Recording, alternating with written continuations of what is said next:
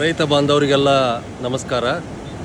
ನಾನು ಈಗ ಬಿಜಾಪುರ ಬಾಗಲಕೋಟ್ ಗಡಿ ರೇಖೆ ಅಂತ ಹರಿತಾ ಇರುವ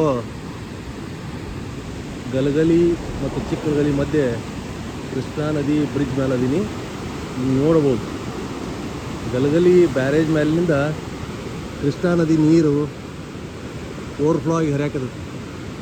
ಇದು 5 ದಿನದಿಂದ ಒಟ್ಟ ನೀರಿದ್ದಿಲ್ಲ, ಎಲ್ಲ ಪಂಪ್ಸೆಟ್ ಬಂದಾಗಿದ್ದು. ಮಹಾರಾಷ್ಟ್ರದಾಗ ಪುಣೆ, ಸತಾರ, ಕರಾಡ್, ಕೊಲ್ಲಾಪುರ ಎಲ್ಲ ಕಡೆ ಮಳೆ ಆಗಿದ್ದಕ್ಕೆ ಇಷ್ಟೆಲ್ಲ ನೀರು ಬರಕತ್ತೈತಿ. ಇನ್ನು ಬೆಳಗಾವಿ ಖಾನಾಪುರದಾಗ ಆದದ್ದು ಬೈಲಹೊಂಗಲ, ರಾಮದುರ್ಗ, ಸೌದತ್ತಿ, ರಾಯಬಾಗ್, ಗೋಕಾಕ್, ಅತನಿ ಅಲ್ಲಿನ ಅಷ್ಟು ಮಳೆ ಆಗಿಲ್ಲ. ಆದರೂ ನಿನ್ನೆಯಿಂದ ಎಲ್ಲ ಕಡೆ ಆಗಕತ್ತೈತಿ ಕೇಳಕತ್ತಾರ. ಹೀಗಾಗಿ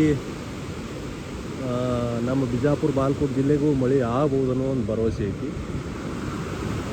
ಈ ನೀರು ನೋಡ್ಬೋದು, ಇದು 1,25,000ದಿಂದ 1,50,000 ಕ್ಯೂಸೆಕ್ಸ್ವರೆಗೆ ಇರ್ಬೋದು. 5 ದಿನದಿಂದ ಖಾಲಿಯಾಗಿದ್ದು ಇಷ್ಟರ ಬಂದೈತಿಲ್ಲ ಅಂತೇಳಿ ನಮ್ಮ ರೈತರಿಗೆ ಒಂದು ಸಮಾಧಾನ ತರೋ ವಿಷಯ. ಹಿಂಗೆ ಘಟಪ್ರಭಾ, ಮಲಪ್ರಭಾ ಸಹಿತ ಒಡಲು ತುಂಬಿ ಅವೆರಡು ಡ್ಯಾಮ್ ತುಂಬಲಿ. ಇದು ಒಂದು 8ರಿಂದ 10 ದಿನ ಹರಿದಾಗ ನಮ್ಮ ಆಲ್ಮಟ್ಟಿ, ನಾರಾಯಣಪುರ ಎರಡೂ ಡ್ಯಾಮ್ ತುಂಬ್ತಾವು. ಒಂದು 6ರಿಂದ 7 ಲಕ್ಷ ಹೆಕ್ಟೇರ್ ಅಂದ್ರೆ 15ರಿಂದ 18 ಲಕ್ಷ ಎಕರೆಗೆ ಒಂದು ವರ್ಷ ನೀರು ಕೆರೆಗೆ ತುಂಬುವುದು, ಕುಡಿ ನೀರು ಎಲ್ಲಕ್ಕೂ ಸಮಸ್ಯೆ ಪರಿಹಾರ ಆಕೈತಿ. ನಾವು ದೇವರಲ್ಲಿ ನಂಬಿಕೆ ಇಟ್ಟು ಇನ್ನೂ ಮಳೆ ಆಗಲಿ, ಇನ್ನೂ ಸಮೃದ್ಧಿ ಕೊಡಲಿ ಅಂತೇಳಿ ಪ್ರಾರ್ಥನೆ ಮಾಡೋಣ. ನಮಸ್ಕಾರ.